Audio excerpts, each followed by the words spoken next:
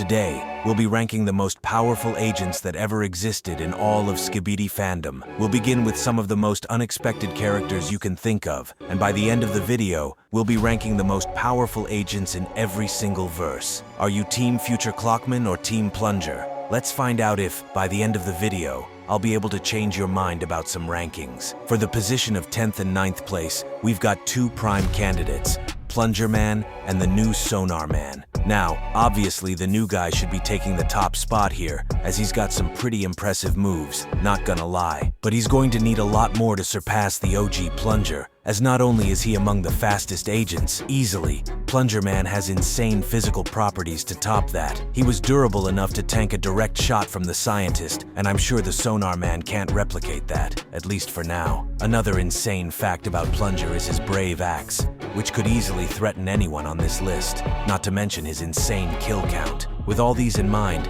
it's safe to say that Plunger takes the 9th spot, while Sonar Man remains at 10th place. Don't get me wrong, the Sonar agent hasn't shown much in terms of feats yet to climb the ranks, so it should be pretty understandable. For the 8th spot, we've got the Computer Man. Yeah, one of the broken ones. Although he doesn't really have much screen time, he managed to do insane stuff with every single chance he got.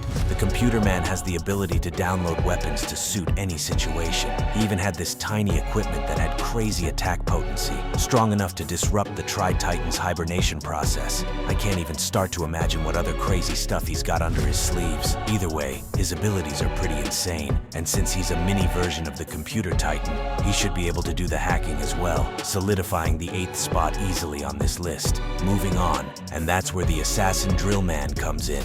You see, right from the very beginning, we could already tell this guy was really good. He was able to 1v5 the Skibidi mutants and left them in the dirt regardless, but he didn't stop there, as he was also shown to defeat the Cyclops mutant off-screen, the same mutant that Plunger Man had some troubles with. The assassin kept getting better and better, because the next time we saw him, he casually bullied William and even held his own against Billy's crazy attacks. Talk about showing off. Overall, the Assassin Drill Man remains among the most skilled characters the Skibidi Fandom has to offer, so it's really fair putting him at this spot. Number 6, the Plunger TV Man. This is one of those guys that are extremely broken, but we don't really have much info on him. The Plunger TV Man is a beast, as his attack potency is not to be joked with. This guy has been out there one-shotting multiple opponents, and the size difference doesn't seem to matter. He even damaged the Tri-Titan at some point, still looking super cool in the process. He's extremely fast due to teleportation, and can use the TV Men abilities. Think of it like the Glitch Plunger Man, but from the TV race. And that's all we got on this guy, but certainly, this alone is enough to make him rank this high on our list. Moving on,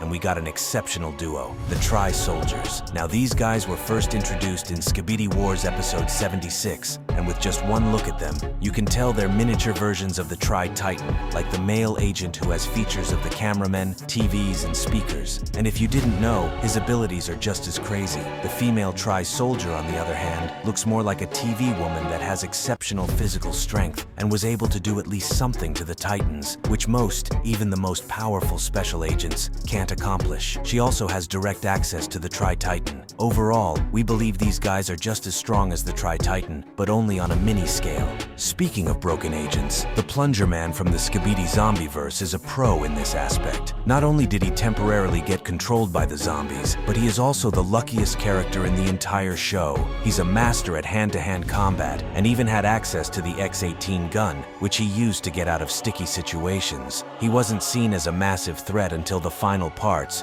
where he took on the Plague Doctor himself, and that was one of the best fights, by the way. As of right now, Bro has a massive kill count under his belt, and his true abilities are yet to be discovered. We're in the top 3 now, so you guys better lock in. For this part, we gotta choose between the Future Clockman, Necromancer, or the Commander. But we all know the clocks are just on a different level compared to everyone else, so the Future Clockman can sit this one out, as we already know where he belongs. So, between the Commander and the Necromancer, who's stronger or better overall? Well, there are multiple ways to do this, but let's just compare the stats of both sides to get what we want. In terms of physical strength, there's no way the Commander could lose in that aspect, as Bro even compared his strength to that of the Time God. The Necromancer, on the other hand, isn't built that way, so I'll just give strength to the Commander. Speed, however, still goes to the Commander. No question there, as we saw him negate time stop multiple times based on his sheer speed alone. Damn, this is just so unfair, because the Commander obviously dominates in these physical aspects. However, ability-wise, the Necromancer takes it easily. So I'd like to hear what you all think down there in the comments. As for me, I'd give the Necromancer second place, while the Commander takes third. And finally, for the strongest agent, we've got Future Clockman. Bro is literally him, and he claims to be the source of all Clock's powers.